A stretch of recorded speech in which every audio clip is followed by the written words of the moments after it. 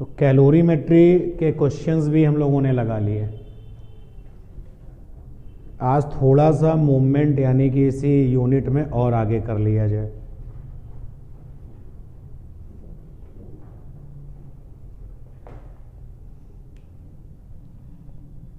Heat energy आपको बताई गई थी, देखिए कितने लोगों को याद है। हीट एनर्जी क्या होता है ये? Due to temperature difference, due to temperature difference, हाँ फिर आगे, हाँ flow of energy, flow of energy is called heat energy, is called heat energy. अब देखिए थोड़ा नकल करते हैं इसी बात की। ड्यू टू टेम्परेचर डिफरेंस जहाँ पे लिखा हुआ है ना, वहाँ पे लिख दिया potential difference, due to potential difference, और वो भी और क्लियर किया electric potential difference, due to electric potential difference. Flow of energy, flow of energy is called electrical energy. तो इलेक्ट्रिकल एनर्जी क्या है और हीट एनर्जी क्या है? बहुत सिमिलर है इसलिए इसको लिखा हुआ है। तो ड्यू टू टेम्परेचर डिफरेंस जो एनर्जी का फ्लो होता है वो हीट एनर्जी कहलाता है, और इलेक्ट्रिक पोटेंशियल डिफरेंस की वजह से जो एनर्जी फ्लो करती है वो इलेक्ट्रिकल एनर्जी कहलाती है। तो पेज एकदम नया होगा आपका। चैप्टर क्या है? चैप्टर है हीट ट्रांसफर। इस चैप्टर में हम कंडक्शन पढ़ेंगे, थोड़ा सा कन्वेक्शन पढ़ेंगे, कन्वेक्शन केवल इंट्रोडक्शन में रहेगा बस, और रेडिएशन पढ़ेंगे। यानी कैलोरीमेट्री के बाद हम इसकी बात करने वाले हैं, हीट ट्रांसफर। और हीट ट्रांसफर में इंडिविजुअली एक एक को हम लोगों को डिस्कस करना है। तो अब यहाँ पर क्वेश्चन है आपके लिए, mode of heat transfer.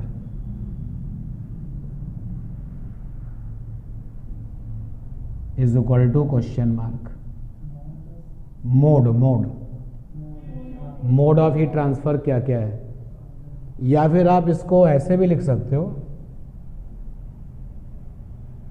Number of ways,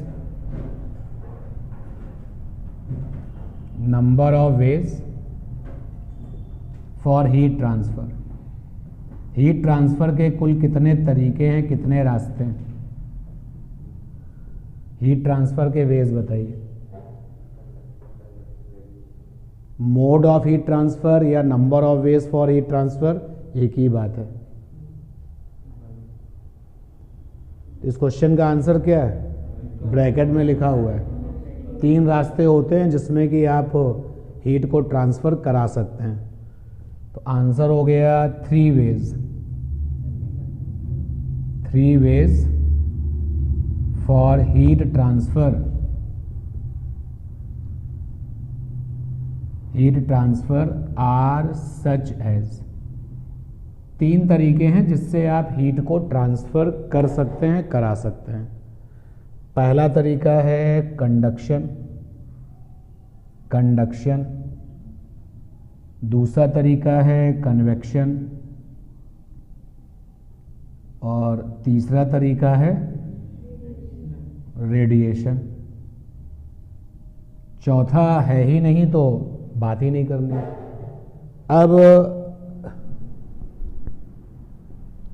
conduction, convection और रेडिएशन में जरा बेसिक डिफरेंस देखते हैं। जब इस वाले तरीके से हीट ट्रांसफर होता है तो सबसे इंपॉर्टेंट बात है कि हीट ट्रांसफर होगा,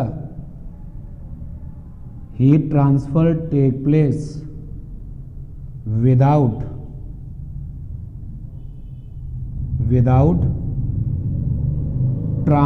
ट्रांसपोर्टेशन ऑफ मास। कंडक्शन वाले तरीके में जब हीट ट्रांसपोर्ट करती है तो मास का ट्रांसपोर्टेशन नहीं होगा। जैसे ये हमारे पास में टेम्परेचर सोर्स है और ये हमारे पास में कॉपर की रॉड है।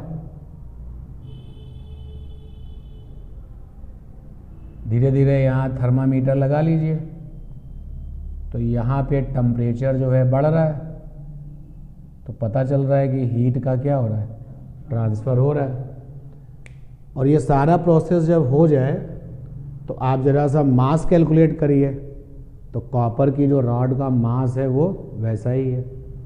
या ये भी आप देख सकते हैं कि जब हीट ट्रांसफ़र कर रही है और सोचो कि ट्रांसफ़र ऑफ हीट में मास भी ट्रांसफ़र हो रहा है, तो यहाँ का मास ट्रांसफ़र होके इधर आ जाएगा, बट ऐसा कुछ नहीं होता। इससे ये पता चलता है कि कॉपर की रॉड में केवल हीट की एनर्जी ट्रांसफ़र हो रही है, उसके साथ में मास ट्रांसपोर्ट नहीं कर रहा। और ये एक बड़ा क्वेश्चन बनने वाला है आज की क्लास में। आज की क्लास में ये बड़ा क्वेश्चन बनने वाला है कि वो मैजिक कौन सा है जिसमें एनर्जी का ट्रांसफ़र हो जाए और मास का ट्रांसपोर्टेशन ना हो। उस पर भी बात करेंगे हम लोग। बट ये बात क्लियर है ना, जैसे रॉड आपकी यूनिफॉर्म है, हर जगह उसकी थिकनेस एक जैसी है, सब यूनिफॉर्मिटी है, तो अगर हीट ट्रांसफ़र के साथ में मास भी ट्रांसफ़र होगा तो यहाँ का मास निकल के यहाँ चला जाएगा। अगर ऐसा हो तो इधर मास कम हो जाएगा, इधर मास क्या हो जाएगा, बढ़ जाएगा, इधर मास बढ़ जाएगा। बट ऐसा कुछ हो रहा है? कुछ भी नहीं हो रहा। आप अपने घर में बात कर सकते हैं जिसमें आप चाय बनाते हैं, उसका जो शेप और साइज है, जब आप उसको हीट देते हैं वो ट्रांसफ़र करता है तो वैसे ही बना रहता है। मतलब वो हीट ट्रांसफ़र करता है लेकिन मास को ट्रांसपोर्ट नहीं करता। तो कंडक्शन वो तरीका है जिसमें हीट एनर्जी तो चली जाती है लेकिन मास अपनी जगह से मूव नहीं होता। और कन्वेक्शन में सेम, जहाँ विदाउट लिखा है तो विदाउट काट के क्या लिख देना, विद। यहाँ पर पहला पॉइंट, कन्वेक्शन का पहला पॉइंट आप खुद बनाओगे, मैं सुना देता हूँ कि क्या बनेगा। कन्वेक्शन में लिखा जाएगा heat transfer take place with transportation of mass. Mass भी ट्रांसपोर्ट करता है, मास भी अपनी जगह से क्या करता है, मूव करता है। और रेडिएशन में जो हीट ट्रांसफर होता है, heat transfer in vacuum as well as in medium, या मीडियम ना लिख दें, ऑल मीडियम लिख दें।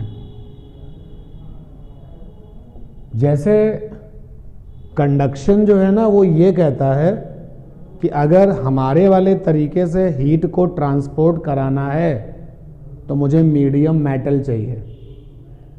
मेटल होगा तो हम कंडक्शन प्रोसेस से हीट ट्रांसफर करा देंगे। कन्वेक्शन कहता है कि अगर हमारे तरीके से आपको हीट ट्रांसफर करानी है तो हमारे उस मटेरियल का नाम होगा फ्लूइड। फ्लूइड में लिक्विड आ गया और गैस आ गया। रेडिएशन कहता है कि देखो, हम जब हीट को ट्रांसफर कराएंगे तो वैक्यूम है तो बहुत अच्छी बात है, और अगर कोई मीडियम है तो सारे मीडियम में हम हीट ट्रांसफर करा देंगे। तो रेडिएशन में जब हीट ट्रांसफर होता है तो सबसे इंपॉर्टेंट बात है कि वहां पर क्या रहता है, वैक्यूम। और अगर मीडियम है तो रेडिएशन ये बिल्कुल नहीं कहता कि मुझे ये वाला मीडियम चाहिए, वो वाला नहीं चाहिए। ये सबसे इंपॉर्टेंट बात है। रेडिएशन कहेगा कि अगर हमें हीट ट्रांसफर करानी है तो फिर हमें वैक्यूम सबसे बेस्ट उसकी चॉइस है, कि बिना मीडियम के अगर हमें हीट ट्रांसफर करानी है तो रेडिएशन प्रोसेस से होती है। अलग से आपको जाके चैप्टर भी पढ़ना रेडिएशन, तो डिटेल में वहीं पर बात हो जाएगी। अगर मीडियम है तो कोई उसकी बाउंडेशन नहीं है कि इस मीडियम में करेंगे, इस मीडियम में नहीं करेंगे। सबसे इंपॉर्टेंट बात है, क्वेश्चन बना आपके लिए कि रेडिएशन प्रोसेस के लिए एक तो मीडियम की कोई रिक्वायरमेंट है नहीं, लेकिन अगर मीडियम है तो कौन सा मीडियम होना चाहिए? आंसर है कोई भी मीडियम, कोई भी में सब कुछ आ गया। ठीक है, कंडक्शन वाला जब प्रोसेस चलता है, कंडक्शन प्रोसेस जब होता है तो रिजल्ट बताते हैं कि इसमें हीट ट्रांसफर की जो वजह होती है, heat transfer take place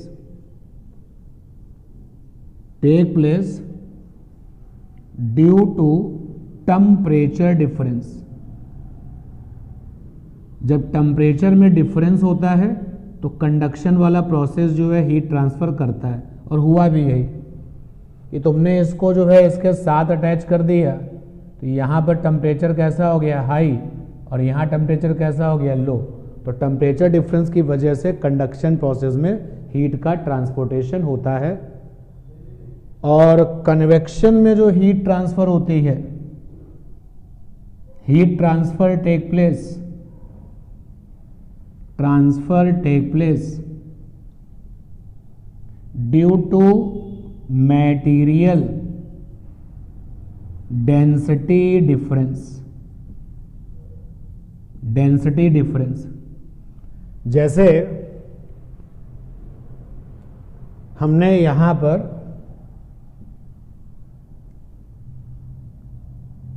gas रख दी ए, और यहां पर भी गैस रख दी, और ये बी है।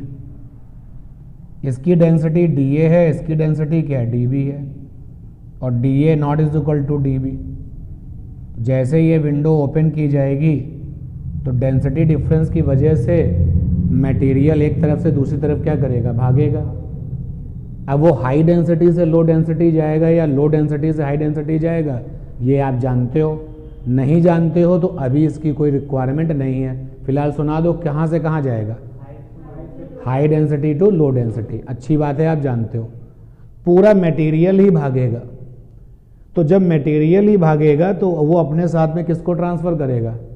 हीट एनर्जी को भी ट्रांसफर करेगा, क्योंकि जो डेंसिटी डिफरेंस है, आप अभी और आगे जाओगे तो पता चलता है कि जो फ्लूइड की डेंसिटी होती है, फ्लूइड की जो डेंसिटी होती है वो टेम्परेचर के साथ में जो है डिपेंडेंट होती है, फंक्शन ऑफ टेम्परेचर। यानी अगर टेम्परेचर कम ज़्यादा है तो डेंसिटी क्या हो जाएगी? कम ज़्यादा। अगर आप ये कह रहे हो कि भाई डेंसिटी डिफरेंट है, तो यानी कि टेम्परेचर 100% क्या है? डिफरेंट है। और अगर टेम्परेचर डिफरेंस है तो हीट एनर्जी तो भागेगी कि भागेगी। और यहाँ पर आप ये भी जानते हो कि जब डिफरेंट डेंसिटी आमने सामने होती हैं तो मटेरियल जो है हाई डेंसिटी वाला किधर भागता है? Low density. तो कुल मिलाकर के कन्वेक्शन प्रोसेस में जो विद ट्रांसपोर्टेशन ऑफ मास हो रहा है वो इस वजह से हो रहा है क्योंकि वहां पर क्या है? Density difference. और डेंसिटी डिफरेंस के पीछे ऑटोमेटिकली क्या हो गया? Temperature difference. तो मेन क्या हुआ? Main density difference. भाई यहां पे साफ साफ लिखा है ना तुमने, डेंसिटी डिफरेंस, कि अगर डेंसिटी डिफरेंस हो गया तो टेम्परेचर डिफरेंस ऑटोमेटिक हो गया। तो जब तुम ये बोलते हो कि भाई टेम्परेचर डिफरेंस की वजह से हीट ट्रांसपोर्ट हो रही है तो वो प्योर कंडक्शन का केस है और विदाउट ट्रांसपोर्टेशन ऑफ मास होता है। जब आप ये दावा करते हो कि नहीं हीट तो ट्रांसफर हो रही है लेकिन विद ट्रांसपोर्टेशन ऑफ मास, तो मास का ट्रांसपोर्टेशन कब होगा? जब डेंसिटी में डिफरेंस होगा। तो मेन बात क्या हो गया? डेंसिटी में डिफरेंस। और फिर आगे जाकर के पता चलता है कि फ्लूइड की जो डेंसिटी है वो टेम्परेचर के फंक्शन से कनेक्ट होती है। टेम्परेचर में फेरबदल करने से डेंसिटी वेरी कर जाती है। इफ समवन सेज की डेंसिटी अलग अलग है, अंडरस्टूड है कि टेम्परेचर अलग अलग है, और इसलिए हीट का ट्रांसपोर्टेशन तो होगा ही होगा। ठीक। और यहां पर जब हम बात करते हैं कि यहां पर रेडिएशन में हीट ट्रांसफर क्यों होती है, तो जब हम बात करते हैं कि रेडिएशन का केस, इसमें हीट ट्रांसफर क्यों हो रही है, तो उस पर भी बात करते हैं। आइए यहां तक जल्दी से। टेबल थोड़ा सा आप बड़ी बनाइएगा, अभी 1 नंबर है, 2 नंबर है, उधर का 2 नंबर लिखना है।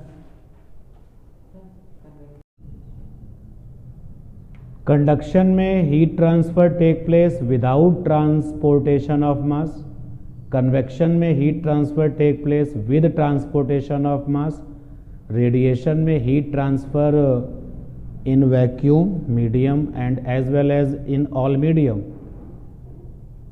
कंडक्शन में जो हीट ट्रांसफ़र होती है उसके पीछे जो मेन सोर्स है, जो मेन कॉज है, वो है टेम्परेचर डिफरेंस। कन्वेक्शन में जो हीट ट्रांसफ़र होती है उसके पीछे जो कारण है वो है डेंसिटी डिफरेंस। और रेडिएशन में जो आपका हीट ट्रांसफ़र का जो मेन कॉज है वो क्या है? Temperature difference. इसमें भी मेन कॉज है temperature difference. Temperature difference is responsible for radiation.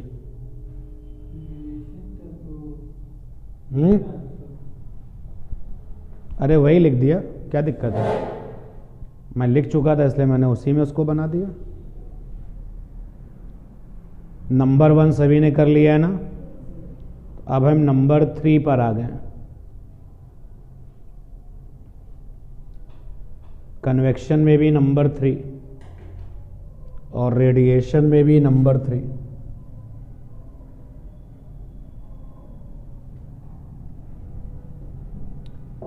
Number 3 यहां पर ये है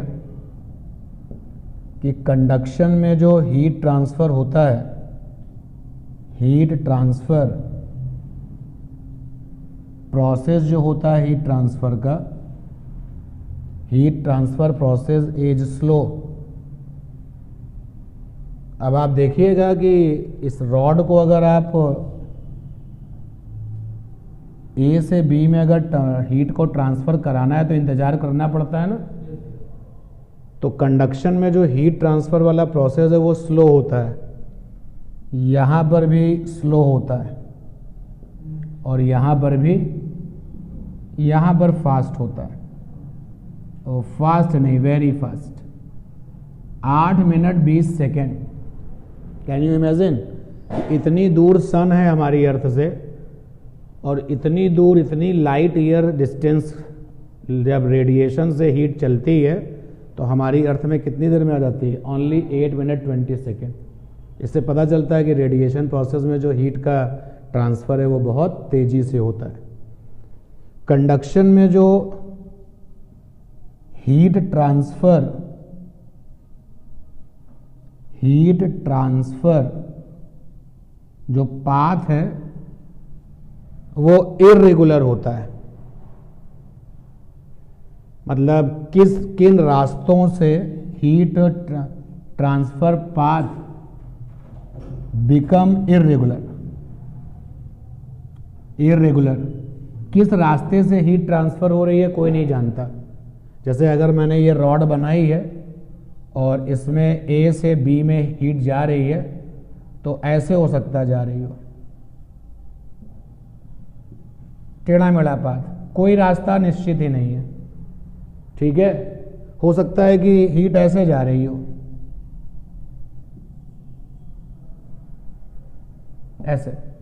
तो इर्रेगुलर पाथ होता है जब कंडक्शन में हीट ट्रांसफर होती है। कन्वेक्शन में भी इर्रेगुलर पाथ होता है। हीट ट्रांसफर किस रास्ते में होती है? आंसर है इर्रेगुलर पाथ में। लेकिन जो रेडिएशन है, रेडिएशन में जो हीट ट्रांसफर का रास्ता होता है वो कैसा होता है? Straight line path.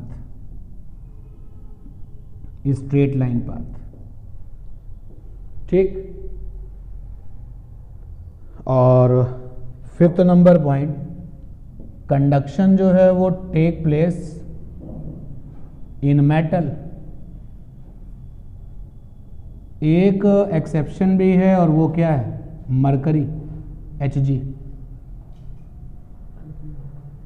ठीक है, क्योंकि मेटल्स कैसे हैं? सारे के सारे सॉलिड हैं। लेकिन ये मरकरी कैसा होता है? बावजूद इस केस में जो है हीट का जो ट्रांसपोर्टेशन है किससे होता है? कंडक्शन से। और यहाँ पे कन्वेक्शन में heat transfer take place in fluid. Liquid भी आ गए और गैस भी आ गए, और इसके लिए तो कोई बाउंडेशन ही नहीं है ना। ठीक है, इसके लिए कोई मीडियम मटेरियल बाउंडेशन है नहीं। तो 5 पॉइंट जो हैं यहाँ पे बने। अब इधर अगर हम 5वां पॉइंट कुछ लिखना चाहें तो क्या लिख सकते हैं? हाँ, मीडियम की तो बाउंडेशन नहीं है, लेकिन फिर भी जरा नंबर पूरा कर लें तो रेडिएशन में 5वां पॉइंट क्या लिख दिया जाए? वो लिखा जा चुका है, इट इज यूनिवर्सल प्रोसेस। उसी बात को जो तुम मीडियम वाली बात कह रहे थे लिख दिया। मतलब इस वाले प्रोसेस से जो हीट का ट्रांसफर है वो यूनिवर्सल है, ऐसा कुछ नहीं कि यहाँ होगा और वहाँ नहीं होगा। इस 5वें पॉइंट को लिखते हुए मुझे एक बड़ी ही बहुत अच्छा सा पॉइंट याद आया है। आप मुझे ये बताओ कि रेडिएशन क्या होता है? रेडिएशन क्या है और हीट रेडिएशन क्या है? रेडिएशन और हीट रेडिएशन क्या है?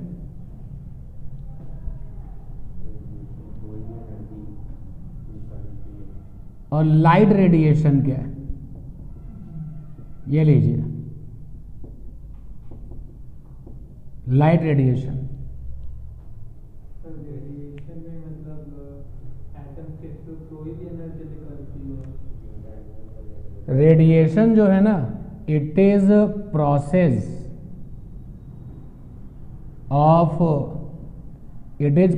ऑफ इमिशन ऑफ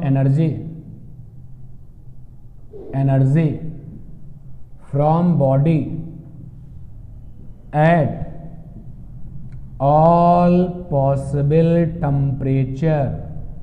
जो लिखी गई है बात जरा समझना, ये ह्यूमन बॉडी है, इसका अपना टेम्परेचर कितना होता है? 98.6 डिग्री सेल्सियस या फ़ारेनहाइट?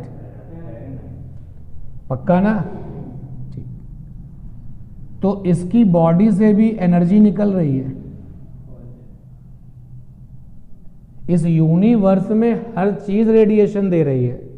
जो मैंने मार्कर पकड़ा हुआ है ये भी रेडिएशन दे रहा है, बट ये हमारे लिए हार्मफुल नहीं है। और जो सेलफोन का रेडिएशन है वो मेरे लिए क्या है? तो रेडिएशंस का मतलब हो गया emission of energy from anyone and it take place at all possible temperature. जो बर्फ है ना नेगेटिव की टेम्परेचर वाली, वो भी रेडिएशन दे रही है। यानी इस यूनिवर्स में जो रेडिएशन है वो भरे पड़े हैं। और एक पैरामीटर होता है वेवलेंथ का, तो पता चलता है कि it is process of emission of energy from any body या object at all possible temperature. अब बहुत सारे रेडिएशंस जो हैं वो हम डिटेक्ट नहीं कर पाए हैं, और कुछ रेडिएशन हमने डिटेक्ट कर लिए हैं। जैसे रेडिएशन का ही एक हिस्सा किस नाम से जाना जाता है? लाइट रेडिएशन, जिसको हमने डिटेक्ट कर लिया। रेडिएशन का ही एक हिस्सा किससे नाम से फेमस है? हीट रेडिएशन, जिसको डिटेक्ट कर लिया है। बहुत सारे रेडिएशंस ऐसे हैं जिनके बारे में अभी तक हमको कुछ पता नहीं है।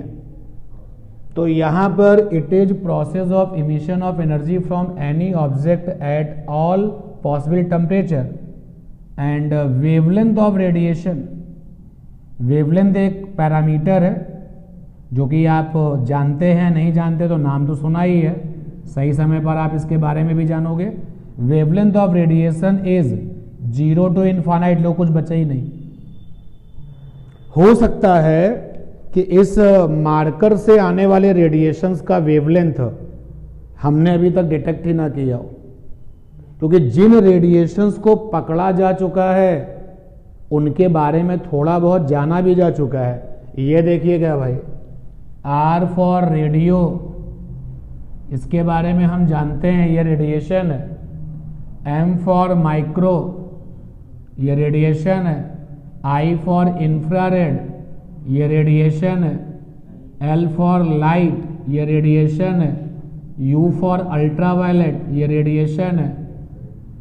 एक्स फॉर एक्सरे ये रेडिएशन है, देखो इसका रोल कितना जबरदस्त है, एंड जी फॉर गामा। इन सारे रेडिएशंस को इसी सीक्वेंस में याद भी रखना चाहिए, आर एम इलू X G, X G, R for radio, M for micro, I for infrared, ये देखो आ गया, एल फॉर लाइट ये आ गया, यू फॉर अल्ट्रावायलेट आ गया, एक्स फॉर एक्सरे आ गया, एंड जी फॉर गामा। ये इस सीक्वेंस में क्यों याद होने चाहिए कि यही वो रेडिएशन है जिनको हमारा साइंस अभी तक पकड़ पाया है। भाई किसी ना किसी ने कभी ना कभी तो इस एक्सरे रेडिएशन की डिस्कवरी की होगी, तो पता चला ये बड़ा यूजफुल है। तो आज आप मेडिकल साइंस में जानते हो इसकी इंपॉर्टेंस क्या है। गामा की अपनी इंपॉर्टेंस है कि एक ताकतवर चीज में आपको जो है होल बनाना है, तो हथौड़ा चलाने से तो काम बनेगा नहीं, और हथौड़ा चलाओगे तो मैन पावर के साथ साथ आपको टाइम भी ज़्यादा लगेगा और पैसा भी ज़्यादा लगेगा। तो गामा रेडिएशन क्या करेगा, पेनिट्रेट करता हुआ निकल जाएगा। और इस सीक्वेंस में क्यों याद होना चाहिए, इस सीक्वेंस में इसलिए याद होना चाहिए कि अगर आप रेडियो से दौड़ लगाते हो और गामा तक जाते हो, तो ये सारे के सारे रेडिएशंस जो हैं डिक्रीजिंग ऑर्डर ऑफ वेवलेंथ में हैं, डिक्रीजिंग ऑर्डर ऑफ वेवलेंथ। तो जिन रेडिएशंस को फिजिक्स में अभी तक खोजा जा चुका है उनकी वेवलेंथ वैल्यू के साथ, और वही वेवलेंथ वैल्यू ही ये बताती है कि ये रेडिएशन रेडियो है, ये वाला क्या माइक्रो है, ये वाला लाइट है। जैसे लाइट रेडिएशन, तो ये क्या है light radiation, it is radiation, ये वो रेडिएशन होते हैं, it is radiation having wavelength 4000 angstrom to 7000 angstrom. ये मैंने मीन वैल्यू लिखी हुई है, हो सकता है किसी किसी बुक में लिखा हो 3800 एंगस्ट्रॉन्ग टू 7500 एंगस्ट्रॉन्ग। तो यार 3800 4000 के ही तो आसपास है, याद रखना। यानी कि यही वो रेडिएशन है जिसको आंख पकड़ती है। केवल इतनी ही वेवलेंथ के रेडिएशन जो हैं आपके चारों तरफ, उसको कौन पकड़ लेती हैं, आइज। और जो ये हैं ये कौन है, इट इज रेडिएशन, ये वो रेडिएशंस होते हैं हैविंग वेवलेंथ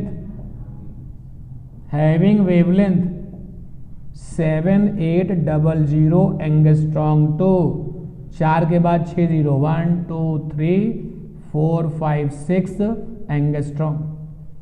तो यहां जो तुम रेडिएशन जिसके बारे में लिख रहे हो ना, वो हीट का रेडिएशन है। वो कौन सा रेडिएशन है, हीट का। तो रेडिएशन और जो और अदर नाम के साथ जो रेडिएशंस है उनमें डिफरेंस देखिएगा, ठीक है। क्लियर है ये बात। दुनिया की हर चीज रेडिएशन इमिट कर रही है। रेडिएशन इमिटिंग एनर्जी होती है फ्रॉम द एनी ऑब्जेक्ट है at possible all possible temperature.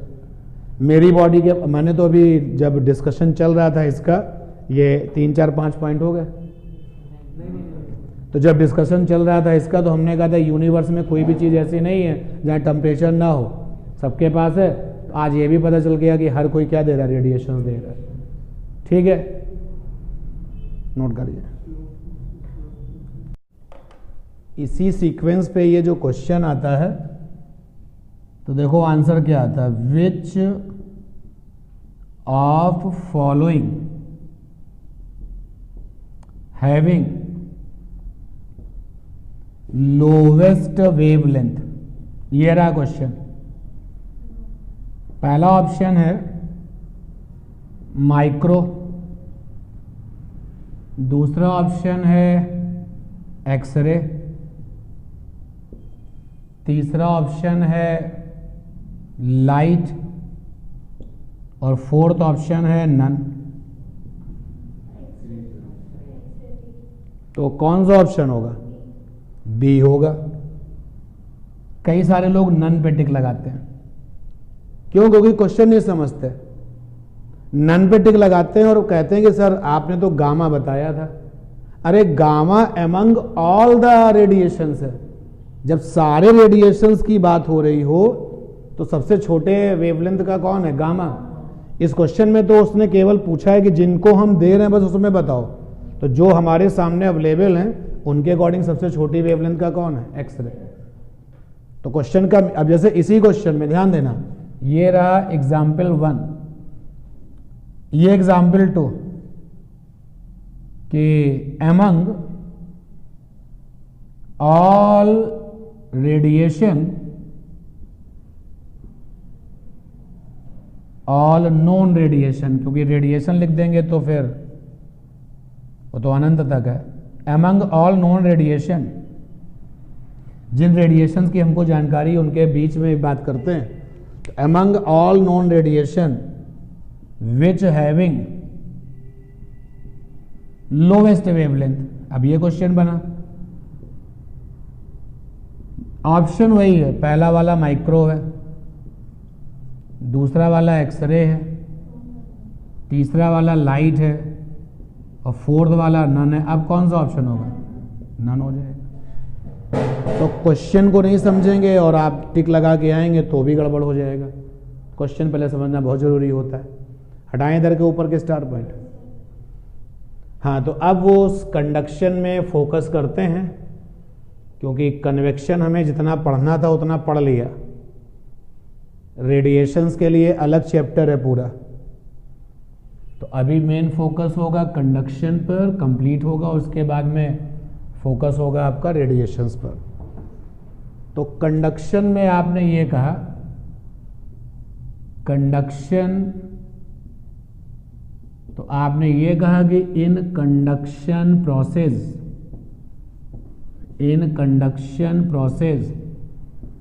Heat transfer due to temperature difference. वो सारी बातें जो आपने अभी लिखी हैं वो कंपाइल कर दे रहा हूं। In conduction process heat transfer due to temperature difference without transportation of mass. तो यहां क्वेश्चन हमारा ये है कि वो वे क्या है, वो कौन सा मैजिक है जिसमें एनर्जी ट्रांसफर हो जाएगी लेकिन मास ट्रांसफर नहीं होगा। वो कौन सा तरीका है? रफ वर्क में आपको ये क्वेश्चन का आंसर देना है। कौन सा मैजिक है, कौन सा मैजिक है जिसमें in which energy transfer without transportation of mass, without transportation of mass. तो फिजिक्स में ऐसा कौन सा मैकेनिक्स है, वो कौन सा तरीका है जिसमें ये काम जो है हो जाए? तो आंसर है वाइब्रेशन। वाइब्रेशन वे, इसके अलावा और कोई तरीका नहीं है भाई। चलो वाइब्रेशन वे क्यों है जरा देखो, एक एग्जाम्पल देखो। ये पेंडुलम है तुम्हारे पास, इसी पेंडुलम को हमने डिस्टर्ब कर दिया। थोड़ी देर बाद आकर के देखा तो ये वापस वैसे ही था। तो हमने पेंडुलम से पूछा कि जो तुमको एनर्जी दी थी हमने, वो कहाँ चली गई? पेंडुलम ने कहा पता नहीं कहाँ चली गई। तो हम समझ गए यार इसके पास तो नहीं है, तो कहीं तो चली गई है। यानी कि ये पक्का हो गया कि एनर्जी कहीं चली गई है, लेकिन पेंडुलम अपनी जगह पर ही है। पेंडुलम कहीं भागा है नहीं, वो तो अपनी जगह पर है। यानी मास क्या है? अपनी जगह पर है। तो मास अपनी जगह पर है, तो इस मास ने क्या किया? चलो देखते हैं, जरा देखते हैं कि पेंडुलम को एनर्जी देने के बाद वो क्या कर रहा है। तो वो क्या करता है? वाइब्रेशंस। और वो वाइब्रेशन तब तक करता है जब तक कि एनर्जी अपनी सराउंडिंग में ट्रांसफर ना कर दे। अगर इसी पेंडुलम को हम ऐसी जगह पर ले जाएं जहां पर इसकी एनर्जी लेने वाला कोई ना हो, तो ये अनंत समय के लिए वाइब्रेशंस करेगा। भाई अभी पेंडुलम जब वाइब्रेशंस कर रहा है तो सराउंडिंग में क्या चीज है? एयर। तो एयर के जो मटेरियल है उसकी एनर्जी को क्या कर रहे हैं? ले रहे हैं। और ये जा भी रहा है एनर्जी देने, उनसे कोलिजन कर रहा है, मोमेंटम ट्रांसफर कर रहा है। और जब तक इसकी एनर्जी रहेगी तब तक ये काम करेगा। जब एनर्जी ट्रांसफर हो जाएगी तो ये अपनी सिचुएशन पे वापस आ जाएगा। आप वोकल कॉर्ड का एग्जाम्पल ले लो, कंटिन्यूअसली कमिंग साउंड एनर्जी है आपके पास, तो साउंड एनर्जी आपके पास आ रही है। अगर उस एनर्जी में मास होता तो क्लास के बाद मेरा मास क्या हो जाएगा, कम, और आपका क्या, बढ़ जाएगा, बट ऐसा नहीं होता।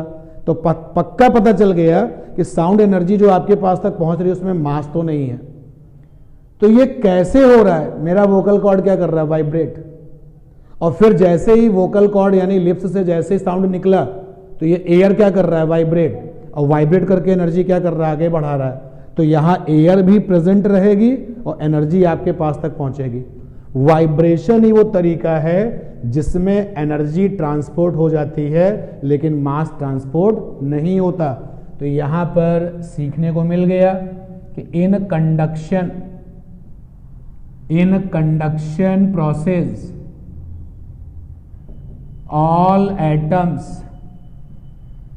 all atoms of material make vibration। अब लिप्स के जस्ट आगे जो एयर मॉलिक्यूल्स हैं वाइब्रेशन कैसे कर रहे हैं, इर्रेगुलर, कोई इधर कोई इधर कोई उधर कोई इधर, एंड तभी तो एनर्जी का ट्रांसफर किधर हो रहा है, सब तरफ हो रहा है। सिमिलरली यहां पर भी in conduction process all atoms of material make vibration irregularly and transfer heat energy